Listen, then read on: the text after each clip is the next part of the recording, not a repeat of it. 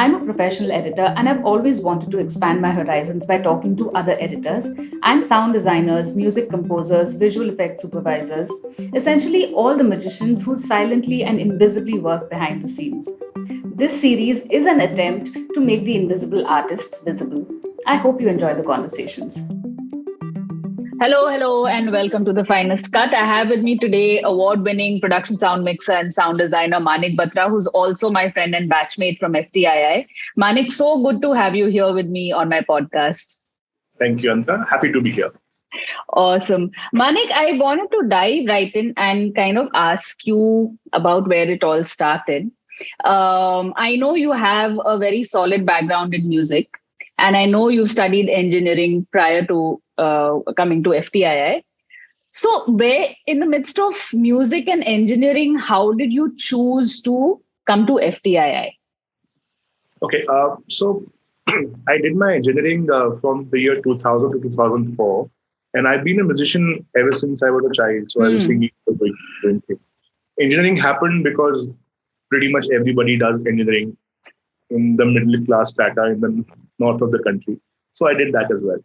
I had a band at that time, and we were doing our demo tapes and mixing our audio samples and songs and whatever.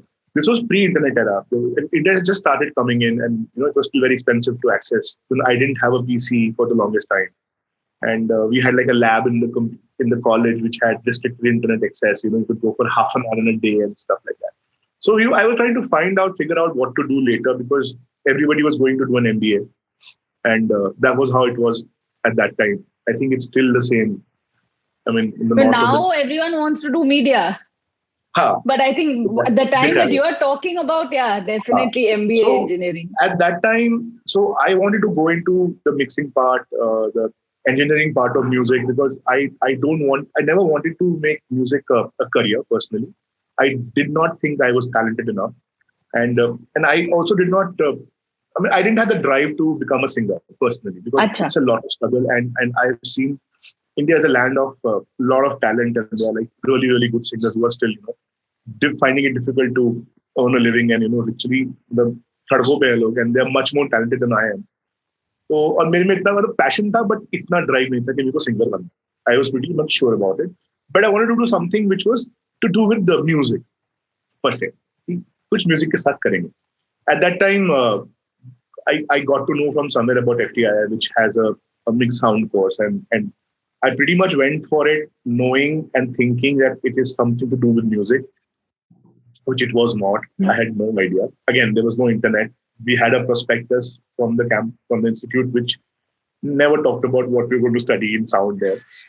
But ठीक है, हम लोगों ने apply किया, सरकारी institute था, बड़ा institute था, and the pedigree is very, very renowned. Everybody, like, there are big people who come, so you get excited, and so I applied for it. My parents were against it initially, but when they came to know कि 7-8 सीटें हैं, so they were like, इसका तो होगा नहीं.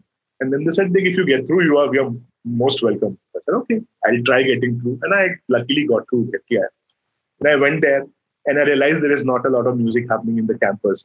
But there's a lot of filmmaking happening, and that is when I kind of started reading about it in the library there. कि क्या क्या कर सकते हैं, because the first year is a combined course and it's very exciting in each way, making films, editing films. So the first year went in a whirlwind. The second year is when the specialization started, and I said कि नहीं, ये तो music नहीं है.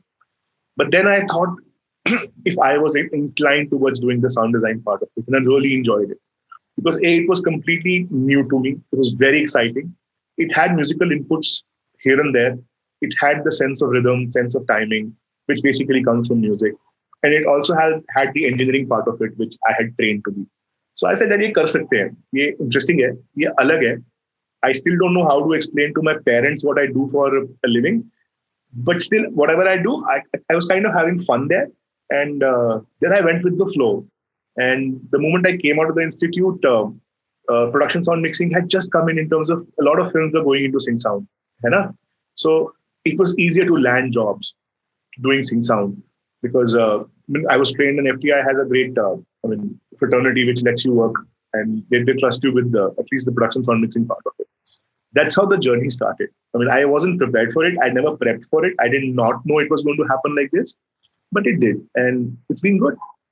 But tell me something. So I know, like, from my own experience when I got out of FTII, in many ways, I felt quite ill-equipped to deal with, the way the industry functions. So I think the first 6 8 months for me were quite like just almost kind of relearning and unlearning.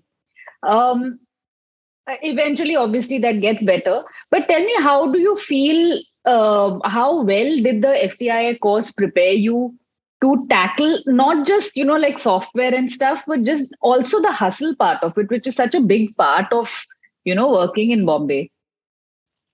Uh, I don't know if FTI can prepare you for the hustle part of it. FTI अपने आप में एक utopian जगह है. It's like another universe as they call it inside, and it's like a cradle. It's like the mother's womb where you're very protected and everything works out, and you can fight for cinema, you can eat cinema. It's not the same here in Bombay. It didn't protect. I mean, Bombay is very different from what FTI is. And I don't think I prepared for that when I was in FTI. I tried to do my technical stuff better.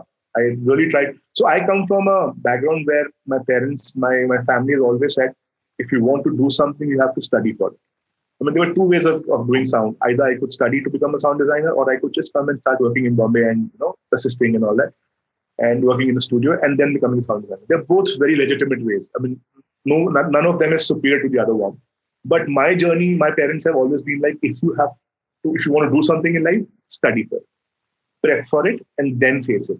So I think I was very, very well prepared by the time I was graduating from the institute, which we did together, uh, and we were the first ones to get out of the institute. Yeah, Literally. but were you working like by the time you hit third year?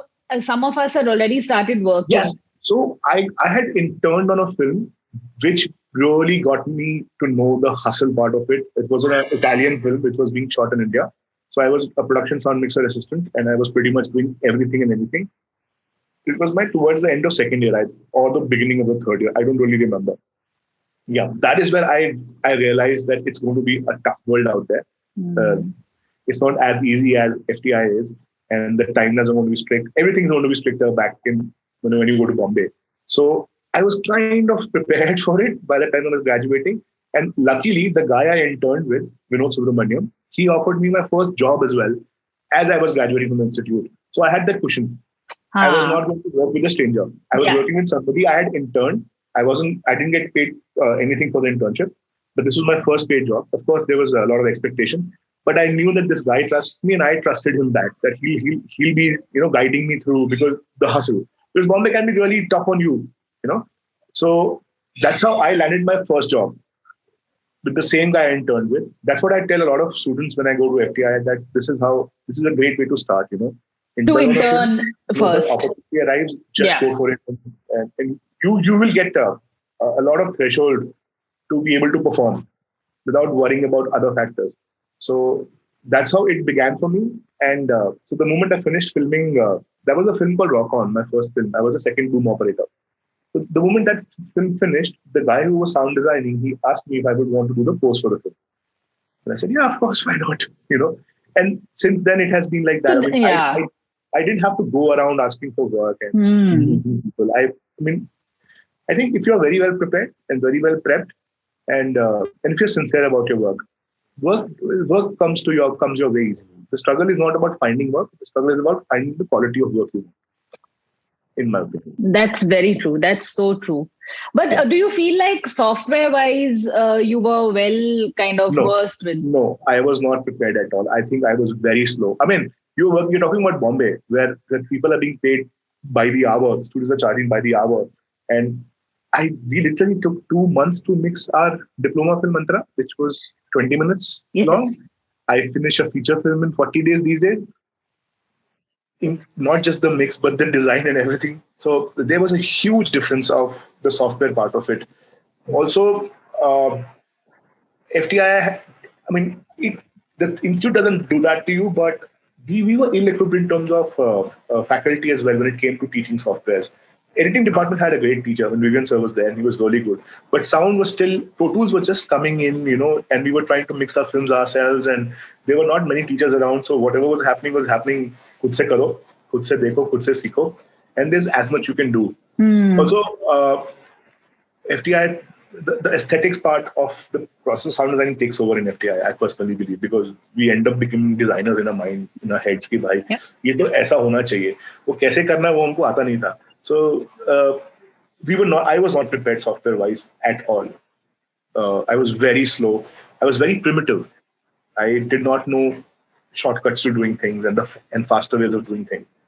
But then one film I did with Bailon, with the same rock on post production. Again, he was very helpful. He really helped me out. And there was another sound editor, Sanjay, who also helped me really. I mean, they guided me. They gave me my time to get used to it. They gave me a week to get used to the software. They said, "This is Ah. your week. Do what you want to do with it." But after a week, it's going to get tough from here. And if you want to continue, you have to get better. Took me a film to get used to it, but then after that, it became easy. Softwares are not difficult to learn, I personally think. Softwares are the easiest part in the process of sound designing. There are other things which are very difficult to learn. So software, yes, but I could have learned more of the software part of an FTI. Not that I don't want to learn it, just that there was no atmosphere of learning software in FTI, and there was no faculty at that time. And things were just moving from analog to digital. Remember, our Yes.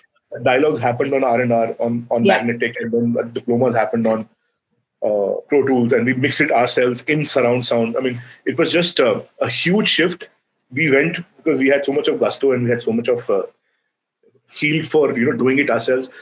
But yeah, I could have studied better when it came to software. I personally think. Right. Do you feel now that I think everyone has access to software? Um, Although, as you say, that software is just one part of the whole process. But do you feel that it's more helpful now for someone starting off afresh? Would you recommend, for instance, that they get well versed with software first, or would you recommend that they take the film school route? What is the kind of advice that you normally give to freshers now? Yeah, 100%. So I've conducted a few workshops in FTI, and wherein which were basically sound editing workshops, because that's the first job you get when you come to Bombay. You will, I don't know anybody who came to Bombay and immediately became a sound designer. It's a long journey. It's a long process, and to be able to earn some money and survive in the city, you need to do jobs. And the job that comes very easily happens for you is a job of a sound editor, which could be a dialogue editor or a sound effects editor. And those are both extremely software dependent roles. I mean, they're extremely Pro Tools heavy roles. I mean, a dialogue editor is supposed to clean up dialogues, maintain dialogue continuity, and other such stuff, and therefore needs to work completely hands-on on Pro Tools and other softwares to run that system. And a sound effects editor does the same, cutting ambiences, cutting sound effects, and various other sound design elements. That also is an extremely sound software heavy dependent role. But that'll give you a job for sure in Bombay, because there's always a dearth of good sound editors in Bombay. There are a lot of sound designers because people do multitask. They do multiple jobs at the same time as a sound designer. I know sound designers who are doing 5 things at the same time, but they would need sound editors to do the work for them. So I always tell, when I go to institute and speak to freshers and people who are graduating, learn the software part of it. I'm here to teach the same. This will get you your first job. This will get you some money, and this will actually sharpen your skills. And you'll get prepared to become a sound designer later in your life.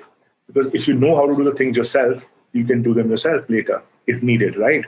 In case, what if you cannot afford a sound editor? You can still do it yourself. Software is really, really important right now in the post-production part of it. Yeah. Also, how would you say, let's say someone's not able to, for whatever reason, attend film school, how do you think they can build the creative kind of approach to sound design? Again, I have come from a background where I've gone to film school to study. So I really don't know how to build it. I mean, but I do know that watching films really helps you a lot. Assisting people when it comes to post-production really helps you a lot. Talking to a lot of sound designers really helps you a lot. But apart from these things, I don't know. You need to have a drive to do sound in the first place. I mean, I genuinely tell people, do you really want to do it or not? Because you have to have the ear to be able to become a sound designer. And so if you have the ear, you can train it either in a film school, or you can train it while on the job, or train it while assisting somebody, or train it while watching a film as such. So it's your journey. You got to take a call. But I would prefer always go to a film school, or at Right. least do a technical course. You know what I'm saying? Huh. Huh. I Huh. mean, that is where, because a film school or a technical course is where you can still make mistakes and get away with it. Yeah. Bombay, if you make mistakes, and it's a very unforgiving city and a very unforgiving industry as well. Yeah, I mean, it is actually, it's almost like you operate on a zero error basis, particularly Absolutely, now with the absolutely. kind of schedules that we are. Yeah, absolutely. But tell me, so once you were here in Bombay, and you started working, what do you think were like your top learning moments? Were there any specific moments where you were like, there's a whole paradigm shift sometimes in where you suddenly realize how out of place or under equipped one is. Have there been any such moments in your initial journey when you were just starting off? There were a few. I mean, the first internship was extremely difficult. I mean, it was a foreign language film on a piece of equipment I had never seen in my life. I had thought that I was a sound engineer before that, but that was the day I said, no, I'm just not ready for it yet. And I'm happy to be on an internship job where I could get ready for my future. I mean, I knew I was ill-equipped. I knew I was much behind what the industry is. Again, FTI is a different realm. I was topping all these semesters there. I mean, but here when I came to Bombay, I just did not know anything about what I was going to do. My boomman, my boom operator knew more about the machine than I did. And that's an uneducated fellow who's never been to a film school, who just operates a boom, very talented. Yet he knows so much about this machine. And I come as an engineering background, went to a film school, have been topping my classes, and yet I have no idea about it. So yeah, I wasn't prepared. But then it's a good reality check. It's a great place. An internship is a good place to learn that you are so behind. It gave me a huge motivation to actually start learning about these machines. And again, FTI internet had started coming in. We had an access to brochures, to manuals. We started reading. Luckily, we had people coming in for workshops, and those machines could come to us, those setups would come to us. We would read about them, we would study about them, and then we'll operate them. So by the time I finished my third year and went out, I was pretty hands-on with most of the equipment available, if not all of it. And yeah, that made my life much more easier. But yeah, when I went out, when I came out of the, I mean, second year towards the end of internship, I just was very, very, very underprepared. But tell me, so once you started work on Rock On, and you said that it was it gets easier to score jobs after that. Um, Tell me about how you got your first film for sound design. Okay, so sound design has been a long journey for me personally. Production sound has been very easy for me to happen, touch wood, because again, the moment you do one film and then things just start working for you as a production sound mixer. Sound design, my first film was a film called Miratia Gangsters. No, actually, the first release film was that. My first film was a film called Banana. Banana was produced by John Abraham and it was directed by Sajid Ali. Sajid is Imtiaz Ali's youngest brother. And it was a film which was based in Jharkhand, in Jamshedpur. And it spoke about puberty, 10th standard students going to 11th standard, friendships, affairs. Generally a very nice slice of life film, pretty much like a Desi Archie but yeah, but quite chilled out and quite nicely small town film. And that was the director's first film as well. So that was my first film which I landed up as a sound designer because me and the director connected at the small town vibe of the film. I come from Faridabad, he came from Jamshedpur, and yeah, we talked about it and we kind of the synergy worked, and that's how I landed up my first job as a sound designer. But that film never came. I mean, that film is still under post production for the last 8, 9, 10 years. We haven't mixed the film yet. Yeah, when there were some production issues, and the film just when the child actors have become stars now in their own way. So I don't know what's going to happen to the film. So that was my first job as a sound designer, and since it never came out, I again got stuck as a sound designer because the career you need to have a portfolio to land your next job. So the next job came a little later for a film called Merathia Gangsters, which was directed by Zishan Kadri. Vishan wrote Gangs of Wasseypur, and that was his first film again. And that did come out, but that didn't do well at all. I mean, it was a decent film. It could have been made better. It could have been better as a film. But yeah, it came out. It pretty much not a lot of people saw it, and so my sound design films in the beginning were a little. They were all smaller budget films, and a lot of them did not do really well. So it's taken a long time to come where I am right now. But my production sound mixing profile, I've been doing big films and small films and a lot of films at most of the time. So that keeps me busy. And if I get an opportunity to do a nice film, I'll do a sound design film now. So tell me, when you're sound designing a film, what is your process beginning, like starting from, how involved are you in the prep? Then I assume you're involved in the location sound as well. Hmm. Take me through the process that you follow and how you approach sound design in a film. See, it all starts with the script, and and then follows up with the conversation with the director. When I try to interpret the director's vision for the soundscape, when I look out for references that they mention and try to understand their idea of sound design first. Okay, because sound is something which cannot be explained very easily. Correct. So then once I hear the director out, I present my inputs for the script and the sound ideas that I'm looking at which help taking the story forward. This is the point where I realize if the director likes this degree of involvement or would rather prefer some distance, and I accordingly deal with them. But I've been lucky that most of the directors I've worked with have respected my opinion and have given me a lot of space in the prep as well as the shoot. I mean, it's just about building trust. It's about coming on the same page. It's about synergizing all the energies together and hoping that the vector sum comes out to be in the positive direction. That's how I approach sound design. Right. And how, because there are so many different departments, so you have location, then once you get into post, you have someone doing dialogues, and you said someone doing Yeah. ambiences, Foley and stuff. How are you recruiting your team? So I started my career as a sound editor. So I know what it takes to be a good sound editor, and what to look in a good sound editor personally, because I've been there. So, and I've been very lucky to work with really A grade sound editors in all my films. So when I was doing within my journey of transforming from a sound editor to a sound designer, so I met a lot of sound editors. I mean, we've been working together on a lot of films, right? And so in this journey, the guys I met, I usually end up working with them because they understand my design, I understand their design, and we have such strict timelines in Bombay that there isn't a lot of time for revisions. So we pretty much have to get it right the first time. So therefore, I trust these guys I've worked with, when I was the sound editor, and so I keep on working with them all the time, going back to them. And as such, what would you say are the key skills that are required? Like not only the hard skills like software as we spoke, but even soft skills. What do you think makes for not only a good sound designer, but a good sound editor or anyone working in sound? What's the kind of temperament, for instance, you require? See, most importantly, as I said, there are not a lot of time. There's not a lot of time for revisions when it comes to sound. We pretty much get 40-45 days to finish a film.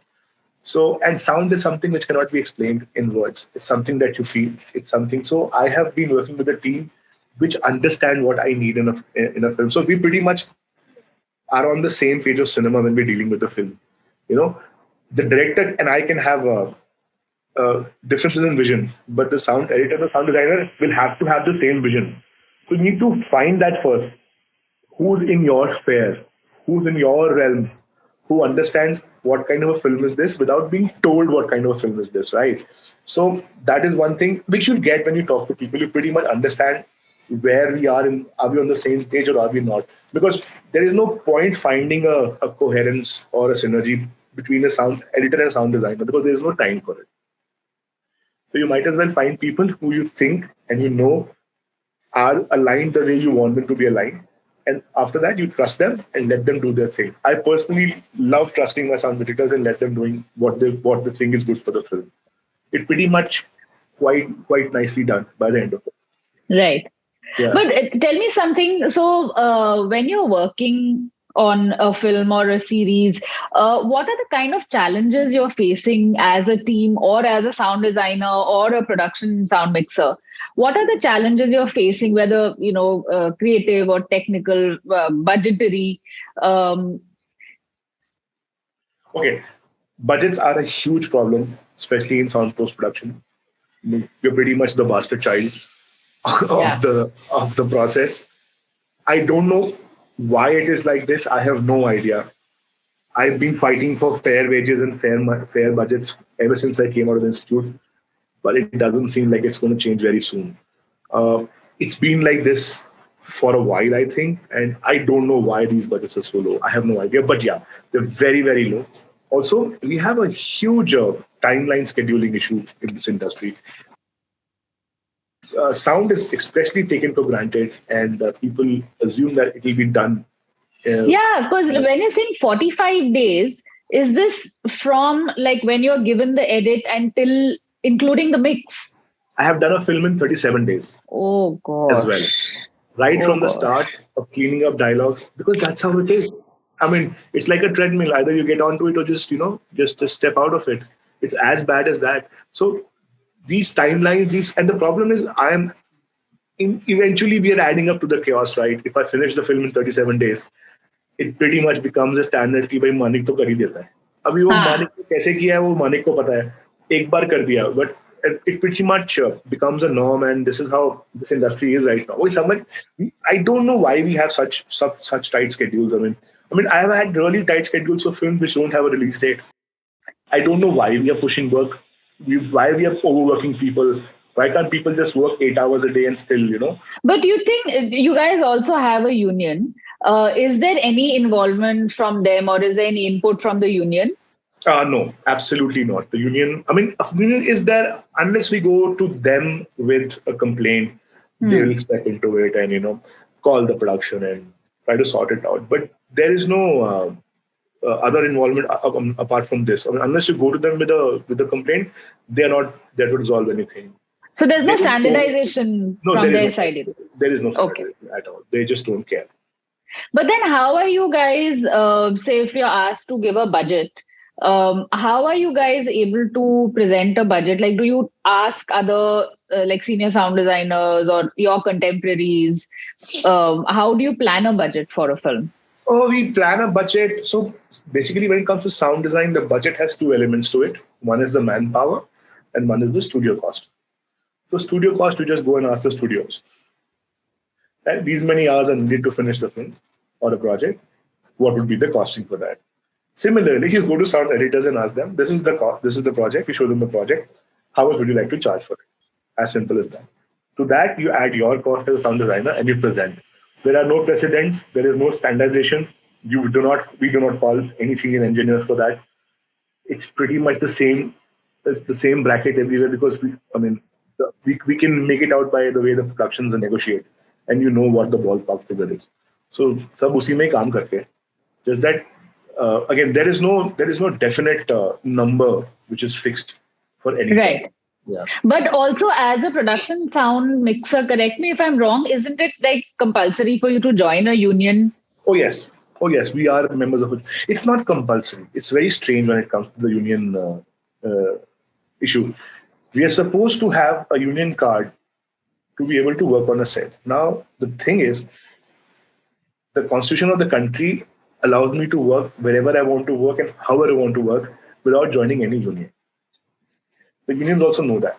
But what they do if they end up coming on a set is that they would ask their members not to cooperate with me rather than making me not work on that set. Personally, no organization has the right to demand for a membership or seek any credentials for me to working on a set. But the way it's used is basically they'll come and they'll ask their members not to cooperate with the person who's not a member of a certain union. So yeah, it's unfortunate. It's a little different from how it should be, but that's how the norm is. So I have a union card. Yeah. So speaking of challenges, I had read in one of your interviews that you said that you regretted not getting your personal setup early on. and relying on rental equipment. Just tell me a little bit about that. How does it impact the way you work, or how does it optimize your work if you have your own setup? So, as a production sound mixer, when you go on set, you are extremely dependent on the kind of gear you're using to record sound. You could be a great engineer, but with terrible equipment, you'll end up giving a terrible track. It's as simple as that. But Hannah, so and when it comes to rented equipment, they're usually not very well maintained, and they and you get to know the quality of the gear the day you are on set. So there's not much you can do in prep to rectify things. So basically, actor ko mic penaya and you realize, oh, it's a very bad sounding mic. I mean, you can test it there as well, but the thing is, there's not much you can do about it. It's a rental kit which has come. Also, sound is one department where I personally believe the way the world works and the industry works, that it is always a sound guy's headache if things are not working proper.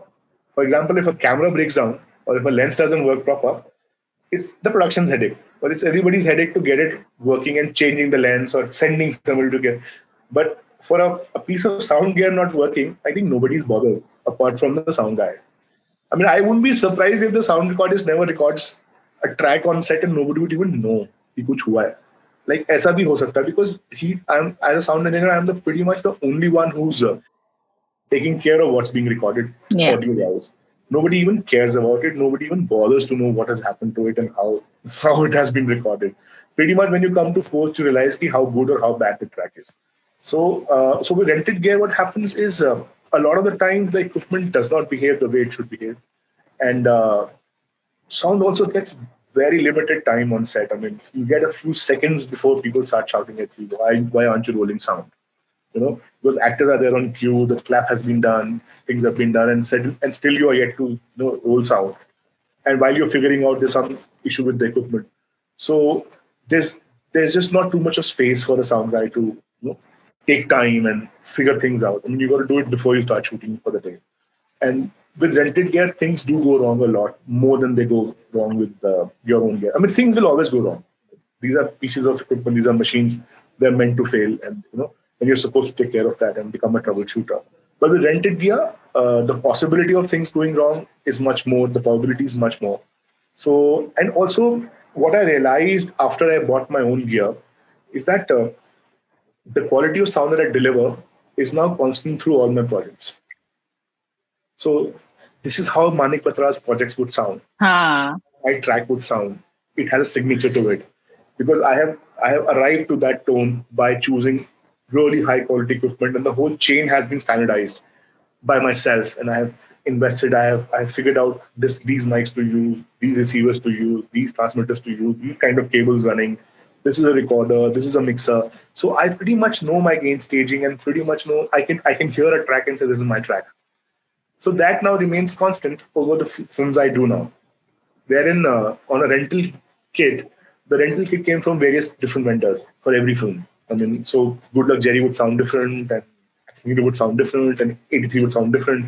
They all sound good, and they might sound bad. I mean, that's subjective, but they would not sound the same. They would not. I would not be sure of how they're going to sound till the time I actually record it. But with my gear, sitting here right now, I know if I go to set tomorrow to record something, I know how that's going to sound. So I have a lot of confidence on my own setup. I maintain it myself. I invest in top-notch gear. So you're pretty much, I mean, very comfortable with how things are going to sound when it comes to post. And you're very really relaxed with the quality part of it. Right. So you mentioned 83, and that's actually what I wanted to ask you about next. You won an IFA award for the sound of 83 recently. So congratulations on that. Thank you. I wanted to know, obviously, it was, I'm sure, a very tricky and very challenging film to work on because of the nature of the narrative. What was your process when you were working on this film? So 83 was a very challenging film. I mean, it was A, challenging because it was a big film. B, it was challenging because I was pretty much hired a week before we had to go to the UK. My first meeting, I was asked to get my passport along because they had to get the visas done. Thirdly, it was a film which had too many characters to be recorded at the same time. We were dealing with one cricket team, which is 11 players. We had one manager, which is 12. And then we also had a possibility of another cricket team playing with them. That makes it around 20, 22 people to record onto one system. And I needed time to prepare for that kind of an extensive setup. And I needed time to present my case to the production about what kind of a gear needs to be hired for this film, because it doesn't seem to be a simple film at all. And so that was the second challenge. And the third challenge was we were filming in the UK for this film. At the same time, the World Cup was being played in the UK. So with wireless systems, we have a limited bandwidth of frequencies available to work, and pretty much it was compromised in every part of the UK because there were too many television channels, too many broadcasters fighting for the little bandwidth of frequencies available to transmit and receive wireless data, wireless microphones. And in the middle of that, I had to buzz out my 11, 12 microphones to try to find those empty segments. So it was a very challenging and very dynamic film. And it was a huge film to be a part of. And so I'd done zero before it. So I knew what a big film workflow is like. So Hero was a simple film, but a big film. This was a big film and a very difficult film to figure out because again, too many people, too many characters talking. Kabir is a thorough filmmaker. I mean, he liked to cover the film from all angles, and so it was always very challenging. Like there was never an empty moment on set. We were pretty much working all the time, and finishing scenes. And of course, when you have 11 people in a scene talking, you have 11 angles to shoot it from, right? So it was difficult, but it was a great film to be on. Very, very friendly crew, very helpful people. And that I took a couple of days to get used to the chaos. I genuinely did not know what to do for the first 2 days because it was difficult. Because equipment would misbehave. Again, rental equipment, frequencies were not available. I cannot present this case to the director and say, we can't shoot because I can't find a frequency to operate a microphone. It doesn't work like that. So it took time, but once I got the rhythm of it set, then it was a breeze. It was a great shoot to be on. Did it make it harder because you were covering a sport, so people are constantly sort of on the move? Um, Not really, because so the sport part of it, the cricket part of the film was done like a chroma setup. We did not have crowds while we were shooting the chroma setup. We were pretty much shooting the cricket part separate and the drama separate. And a lot of my job was recording the drama part of it, not the cricket part of it, because there's hardly any dialogue inside when you're playing cricket.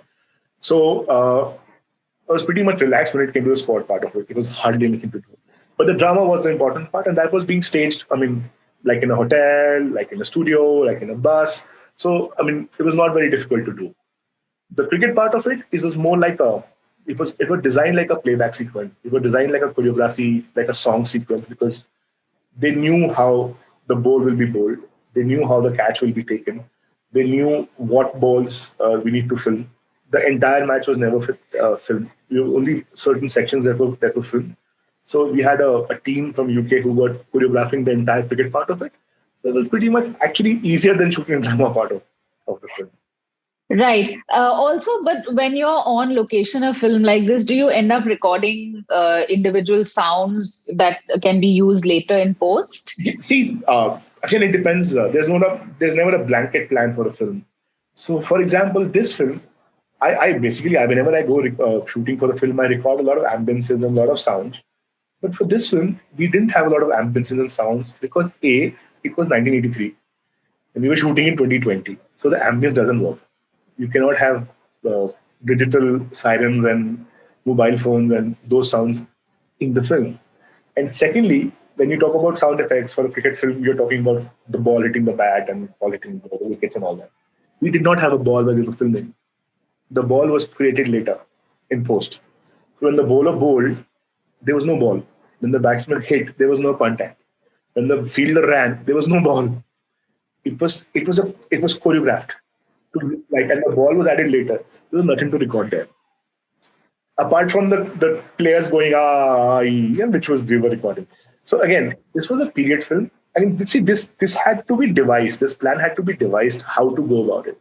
So this was more of a post film than a shoot film. The shoot film was about the drama and the dialogues, which we covered very nicely. And I don't think we dubbed a lot. A few sequences were dubbed here and there. But the entire design elements, which you're talking about, the sounds of cricket and the ambiences, they had to be done later. There was nothing on set you could do because it would not match the timeline, the era. Right. Right. Yeah. That's interesting. Also, you spoke of dealing with a big film, a big budget film, or a big large scale film versus a low budget or a low scale film. Can you just tell me how, as a sound designer or a production sound mixer, how does it make a difference in your approach in any way, other than obviously like the budget part of it? But creatively, does it kind of impact the way you approach a film? So, see, I've done two big budget films. One is Zero and one is 83. Now, I love to get involved in the script part of it, personally. A lot of my sound design happens on the script. So the moment I get a script in my hand, I start writing my elements on that piece of paper itself. My sound design elements, my transitions, my Foley structures, everything I write on that piece of paper. And that is what I present to the director. And then we discuss if he's also looking at the film at the script stage without shooting anything for it. Do you think this idea works for him? And if that can excite him, we end up shooting the way uh, the sound becomes part of the shooting experience, right? So I like doing that, and I get to do that a lot with smaller films because I'm involved in a very, very pre-nascent stage. Now, for both Zero and 83, I was pretty much involved a week before the film started. Zero, so I didn't even have a copy of the script. It came much later to me. 83, at least I had the copy of the script. So the involvement was not as much as I would have wanted to.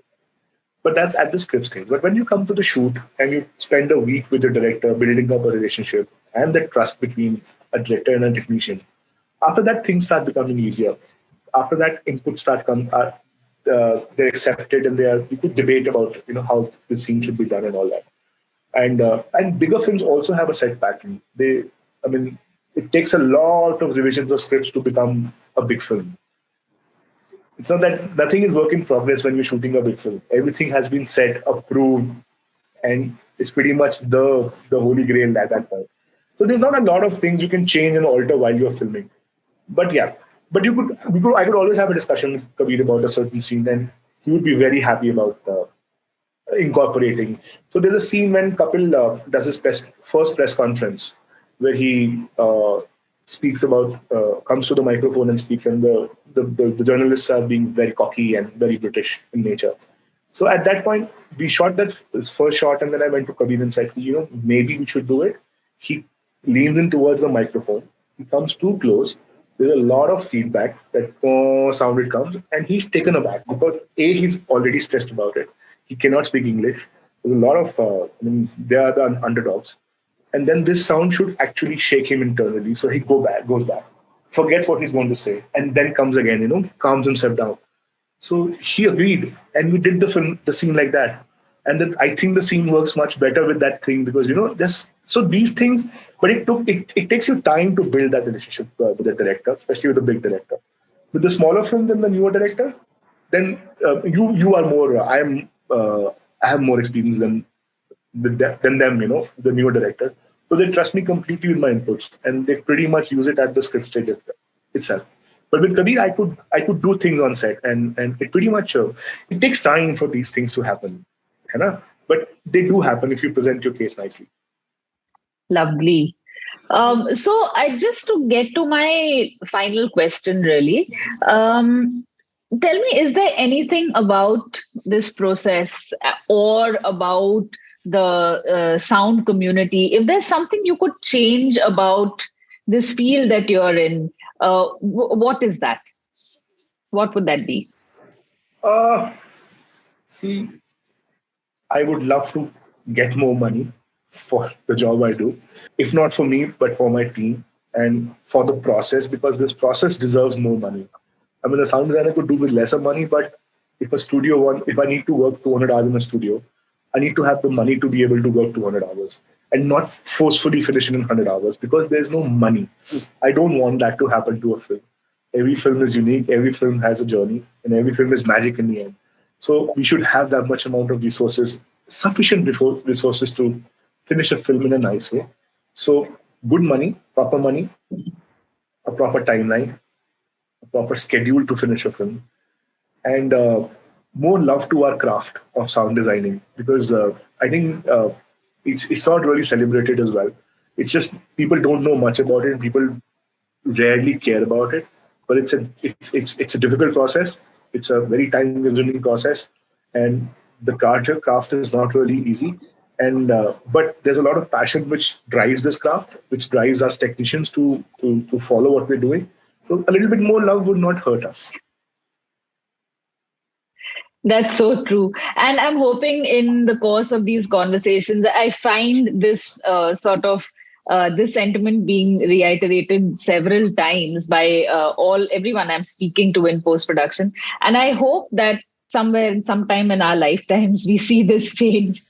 Hopefully. हाँ, Yeah. मतलब it's again utopian है, but हो सकता है, क्यों नहीं हो सकता? हाँ. We need to change. We are the next generation of producers. We are the next generation of production.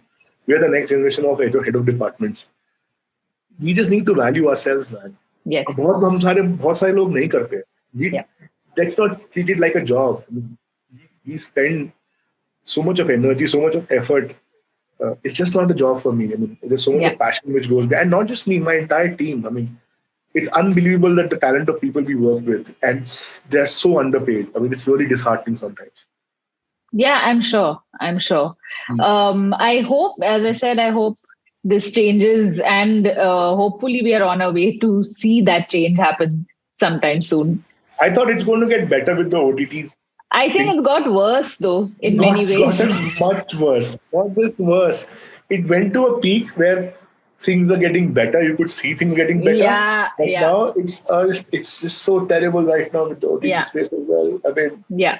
the budgets have gone even worse. I mean, Even worse. And I think every time there is a new excuse, either it's global recession or it's pandemic or something. And I think what with post particularly, they don't realize it's like it's the t-shirt you're wearing, Manik. Post mein dekh lenge. I still That is, remember I was shooting with Shah Rukh on Zero. So this is when I got this T-shirt made, because that film was completely post-production because it was a VFX film. yeah. Plus the sound guy, we were like नाजायज औलाद थे हम तो उस set, तो मुझे थे ही नहीं, पता नहीं, because I came a little later in the film. I didn't start the film. I was asked after 20 days of filming कि तू करेगा, मैं कर लेते हैं भाई, why not?